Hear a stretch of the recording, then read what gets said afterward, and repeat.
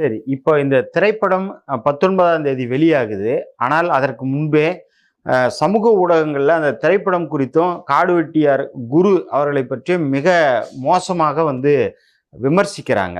குறிப்பா என்னன்னா, காடு வெட்டி குரு ஒரு மிக பெரும் சாதி வெறி பிடிச்ச மிருகம் அப்படின்னு விமர்சிக்கிறாங்க. இது குறித்து உங்க பதில் என்னங்க? காடு வெட்டியார் சாதி வெறியர் கிடையாது. ஏன் சொல்றேன்னா, காடு வெட்டியார் சிறையில் இருக்காரு. சிறையில் இருக்கும்போது ஒரு வேதாரண்யம் பக்கத்தில் இருந்து ஒரு முன்னாள் ஊராட்சி மன்ற தலைவர் ஒரு வழக்கில் வர்றார். அவர் வீட்டில் இருந்தவற்ற கை துப்பாக்கி மாட்டிக்குது. அவர் வீட்டில் போய் ஒருத்தர் தங்கியிருக்காரு. அவரை சோதனை பண்ணும்போது கை துப்பாக்கி மாட்டிக்குது. அப்போ இவரை வீட்டுக்காரரையும் கைது பண்ணிட்டு வந்துட்டாங்க. கைது பண்ணிட்டு வரும் பொழுது அவர் தான் சொல்றாரு காடு வெட்டியார்ட்ட, இந்த பூண்டி கலைவாணன் ஒருத்தர் இருந்தார், திமுக மாவட்ட செயலாளர். அவரை கொன்னுட்டாங்க. அவரை கொன்னப்போ திமுக ஆட்சி இருந்தப்போ அதை செய்ததால திமுக காரங்கள்லாம் கடுப்பாயிட்டாங்க. மற்றபடி திமுக அல்லாதவர்களும் அந்த சாதிகாரங்கள்லாம் பெரிய கடுப்பாயிட்டாங்க. என்னடா நம்மால ஒரு ஆளை ஊக்கிலேயே போய் கொண்டுட்டாங்க, அது ஒரு ஆளுங்கட்சியுடைய மாவட்ட செயலாளரே அப்படிங்கிற மாதிரி.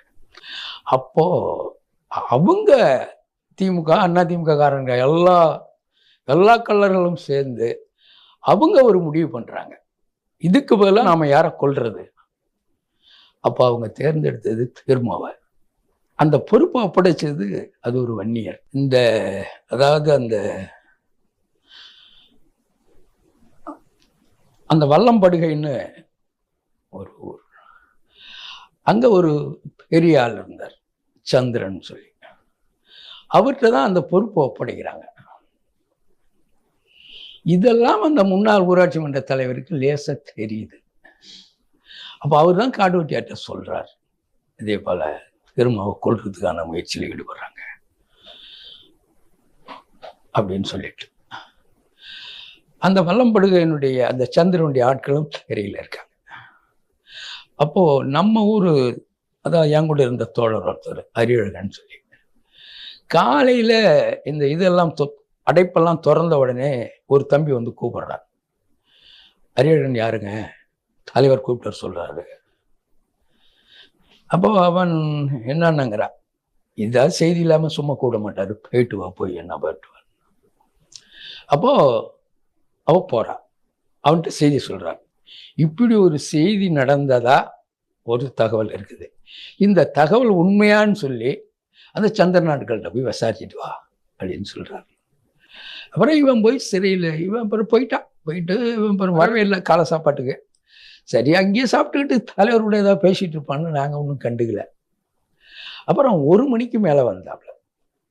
ஏன்னா இவ்வளோ நேரம் என்ன பண்ண, ஏன் இவ்வளோ இது பண்ணேன். அப்போதான் அவன் சொல்கிறான், அண்ணன் திருமாவை கொல்றதுக்கான ஒரு திட்டமிடல் நடந்துகிட்டு இருக்கு, அதுதான் காடு வெட்டியார் சொல்லி போய் நான் தெரியலாம் விசாரித்தேன், அது உண்மைங்கிறது உறுதியாயிட்டது அப்படின்னு சொன்னாப்புல. அப்புறம் என்னையும் கூப்பிட்டாரு, நானும் போனேன். அப்போ உட்காந்து பேசணும், இந்த செய்தியை முதல்ல திருமாவுக்கு தெரிவிக்கணும். அது மட்டும் இல்லாம சந்திரன் நாட்களை பிடிச்சி, ஏன்னா அப்ப சந்திரன் மலேசியாவில் இருந்தார், அவருங்க ஆளே இல்லை. அப்போ சந்திர நாட்களையும் பிடிச்சி அது மலேசியாவுக்கு செய்தி சொல்லி அதை தடுத்து நிறுத்தணும். இது தான் சாதிக்காரன் தான் கொல்ல போறான், அதனால அவர் நமக்கு எதிரி, சரி அவர் போனா போயிட்டு போறாரு அப்படிங்கிறதெல்லாம் அவர் அதை பார்க்கல. ஏன்னா அப்படி அவர் எதிரியா இருந்தா அப்படி பார்த்துருப்பார் அப்படின்னு சொல்லிட்டு அங்கேயே இந்த சிறையிலேயே இந்த பெரம்பலூர் மாவட்டத்தில் இந்த வயலூர் பயலப்பாடி 2 ஊர், அதுல இருந்து ஒரு தம்பி பேருந்தை கொளுத்தி விட்டு பால்ராஜ் சொல்லி ஒருத்தர் இறக்கி வந்திருந்தார். அவரை உடனே போய் அழைச்சிட்டு இதே போல ஒரு இது இருக்குது, இதை நீங்க திருமாவுக்கு தெரியப்படுத்துங்க அப்படின்னு சொல்லிட்டு. அப்புறம் இங்க அது நம்ம அரியழன்ட்ட சொல்லி இதை நம்ம அரியலூர் இதுல மாவட்டத்தில் இருக்க இவங்களுக்கு முதல்ல செய்தியை சொல்லுங்க அப்படின்னு சொன்னார். அப்படியெல்லாம் சொல்லியாச்சு.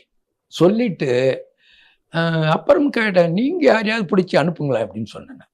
இல்லை, நமக்கு நம்பிக்கையான ஆள் வரட்டும், அப்போ தான் சொல்ல முடியும், இந்த செய்தி எல்லாத்திட்டையும் சொல்ல முடியாது அப்படின்னு சொல்லியிருந்தார். அப்புறம் ஒரு நாள் கூப்பிட்டு சொன்னார், நேற்று நம்பிக்கையான ஆள் வந்தது, நான் அதை அனுப்பி நான் சொல்லியிருக்கேன். அப்போது திருமாவை கொலை பண்ணுவதை அவர் ஆதரிக்கல. அப்போ இரண்டாவது அது மட்டும் இல்லாமல் அப்புறம் சந்திரன் ஆட்கள், சிறையில் இருந்த ஆட்கள்லாம் கூப்பிட்டு சத்தம் போட்டு, அப்புறம் வெளியே இருக்க ஆட்கள்கிட்டலாம் சொல்லி, சந்திரன்ட்ட நேராக பேச சொல்லி, இதெல்லாம் செய்யக்கூடாது, நீ ஏன் அடுத்தவங்களுக்காக போய் நம்ம இதெல்லாம் செய்யக்கூடாது, போகக்கூடாது. அப்படி அவரால் முடிந்த வரையிலையும் அதை தடை பண்ணுறதுக்கு கடுமையாக முயற்சி செய்தார். அப்படி இருக்கவர் எப்படி சாதி வெறியராக இருப்பார்?